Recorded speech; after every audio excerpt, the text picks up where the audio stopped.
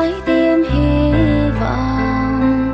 Dịu dàng hương hoa đang khẽ nô đùa mái tóc em, nụ cười duyên dáng cho lòng em nhớ thương anh nhiều. Rồi ngày anh đi cho lòng em dường như vỡ tan, là vì anh đã hết thương tôi rồi.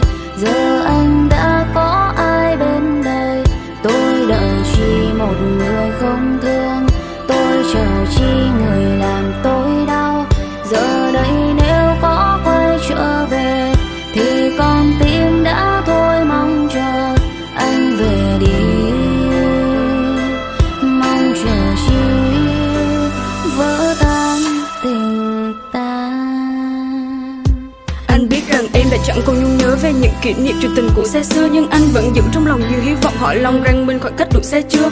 Thì em đã hết thương anh rồi, dẫu biết vậy nhưng chẳng thể ngừng mong. Em ra đi lòng anh nhiều trăn trở như sương triệu nặng chiếc lá vào hừng đông. Anh chẳng thể nói cho em nghe nên gửi tâm tư vào trong một đoạn nhạc, chẳng mong rằng hai đứa sẽ giàu sang cơm trắng dưa cà có nhau dù đạn bạc. Mọi chuyện giờ có lẽ đã đổi thay, em theo người còn anh hoài mong mỏi. Mây trời cứ để gió kia thổi bay nhưng riêng tình anh trong mong hoài không đổi. Ngày mà anh đến đã làm cho trái tim hy vọng.